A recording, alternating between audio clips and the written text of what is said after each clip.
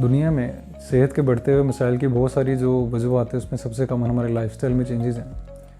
Westernise होने के साथ साथ जिस तरह पॉपुलेशन में लाइफस्टाइल में बहुत ज़्यादा चीज़ें चेंज हो चुकी हैं, उसमें बहुत बड़ा मसला एक डाइट का पैटर्न है। और फास्ट फूड के आने से मामला बहुत ज़्यादा गड़बड़ होते जा रहे हैं और उसमें एक बहुत अहम फैक्टर शुगरी ड्रिंक्स का है। आज हम उसी के ऊपर बात करेंगे किस तरह से ये चीज़ें हमारी सेहत को तबाह कर रही हैं और सोडा ड्रिंक्स जो हैं वो किस तरह से एक ओबेसिटी पेंडेमिक ला चुकी हैं हम पूरी दुनिया के अंदर, और इनका बेतहाशा इस्तेमाल किस तरह से हमें नुकसान पहुंचा रहा है। ये सोडा ड्रिंक्स बेसिकली इनके आने से इसमें शुगर और जिसके अंदर ग्लूकोज और फ्रक्टोज का अंश नुमाया तौर पर पाया जाता है, इनका ट्रेंड बहुत ज़्यादा बढ़ता जा रहा है। और बढ़ते हुए देखने के साथ बहुत सी बीमारियां जो हैं जन्म ले रही हैं। और सेडेंटरी लाइफस्टाइल के साथ फास्ट फूड का जब एक मिलाप हुआ है, तो उसके साथ मामला बहुत ज़्यादा गड़बड़ होते जा रहे हैं। शुगरी ड्रिंक्स जिनमें normal cold drinks, carbonated drinks जिसमें स्पोर्ट्स ड्रिंक्स हैं, एनर्जी ड्रिंक्स हैं, और इसके अलावा पाउडर्ड जो कि ड्रिंक्स हैं, और स्पोर्ट्स ड्रिंक्स के अलावा जितने भी आर्टिफिशियल जो पाउडर के साथ मीठे वाले मशरूब बनते हैं, ये सब शुगरी ड्रिंक्स हैं। ये किस तरह से हमारी सेहत को डैमेज करते हैं, इसके अंदर बहुत नुमाया जो फैक्टर है वो ये कि इसके अंदर चीनी का इस्तेमाल होता है, और चीनी के अलावा बहुत सारा जो है कॉर्न सिरप जो है इसका भी इस्तेमाल होता है। कॉर्न सिरप के अंदर बेसिकली फ्रक्टोज नुमाया तौर पर पाया जाता है, और नॉर्मल जो चीनी केन शुगर जो गन्ने से बनती है उसमें भी फ्रक्टोज और सिंपल जो ग्लूकोज है ये इसका अंश नुमाया रहता है। हमारी डाइट में शुगर जो है सबसे नुमाया ग्लूकोज और फ्रक्टोज की सूरत में ही पाई जाती है। अब इनके क्या क्या जिस्म पे असरात हो सकते हैं। नॉर्मल जो ग्लूकोज है वो तो हमारी बॉडी का जो हर एक सेल है उसको मेटाबोलाइज कर सकता है, यानी कि उसको अपने काम में ला सकता है एज एन एनर्जी सोर्स। उसका बहुत कोई बैड इफेक्ट इतनी जल्दी डेवलप नहीं होता अनटिल अनलेस हम बहुत ज़्यादा उसको लेना शुरू कर दें, तो उससे मामला गड़बड़ हो जाए। जो फ्रक्टोज जो है वो बेसिकली सारे मामला उसकी वजह से गड़बड़ होना शुरू होते हैं। बहुत सारे ड्रिंक्स में बहुत सारे प्रोसेस जो फूड आ रही होती है उसके अंदर फ्रक्टोज बहुत ज़्यादा पाया जाता है। फ्रक्टोज बेसिकली जिगर के अंदर ही प्रोसेस होता है, इसका सारा मेटाबॉलिज्म जिगर के अंदर ही नुमाया तौर पे इसको सरंजाम देता है बॉडी के अंदर इफेक्ट करने के लिए, और जिगर ही इसको तोड़ के ग्लूकोज की सूरत में ला के अमल में ला के बॉडी में एनर्जी के सोर्स के तौर पर इसको इस्तेमाल करवाता है। मगर आजकल के दौर में शुगरी ड्रिंक्स जब हम लेते हैं तो इसमें ये होता है कि बहुत ज़्यादा मकदार में ये लेने के साथ इसकी एक तो इसका अमूमन एडिक्शन इसकी बहुत ज़्यादा बढ़ जाती है, क्योंकि बिल्कुल थोड़ी सी टाइम में हम बहुत ज़्यादा कंज्यूम करते हैं। तो फ्रक्टोज एक ऐसी चीज़ है जो कि थोड़ा सा लेने के साथ भी हमारी बॉडी की डिमांड बढ़ती रहती है, और शुगर ऐसा लगता है कि हम बहुत कम मकदार में ले रहे हैं और हमें और ज़्यादा इसकी ज़रूरत है। तो इसकी एडिक्शन बहुत ज़्यादा बढ़ती जाती है। जैसा कि बहुत ज़्यादा कोल्ड ड्रिंक्स जो मुख्तलिफ़ कलर्स में जो कि अवेलेबल हैं,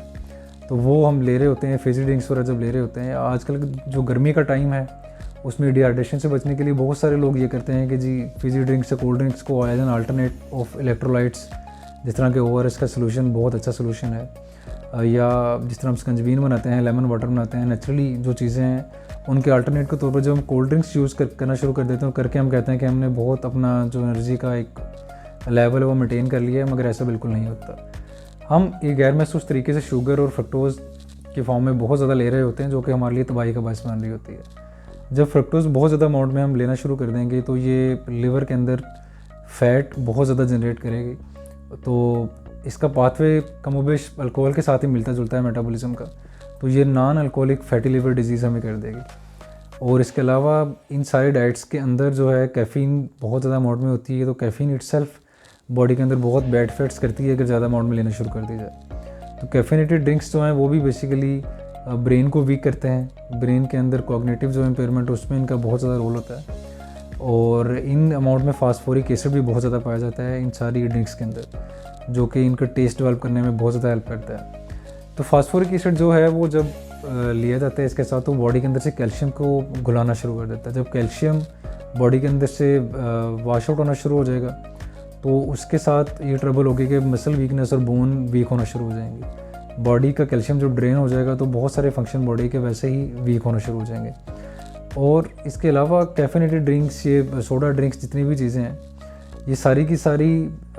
हमें वीक तो कर ही रही हैं, इनके साथ साथ ये होता है कि ये जो माइक्रोब्स होते हैं, जो फंगाई होते हैं, जो बैक्टीरिया होते हैं, बहुत ज़्यादा शुगर के ऊपर ग्रो करते हैं। तो इनको शुगर हम प्रोवाइड जब करते हैं तो ये बहुत ज़्यादा फीड करने की वजह से हमारा इम्यून सिस्टम जो उसको वीक कर देते हैं। तो उसकी वजह से बच्चे बड़े जो भी हैं बहुत ज़्यादा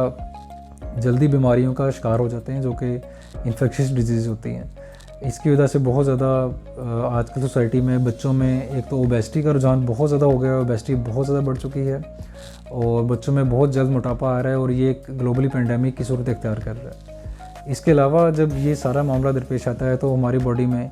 ये जो सोडा ड्रिंक्स हैं इनके अंदर पाए जाने वाला जो फ्रक्टोज़ है, एक तो ये यूरिक एसिड की अमाउंट बढ़ाएगा, उसके अलावा विटामिन डी हमारे बॉडी के अंदर से डिप्लीट करेगा और विटामिन सी को भी डिप्लीट करेगा, जिसके बॉडी में बहुत ज़्यादा स्ट्रक्चर वाइज बहुत अहम रोल है।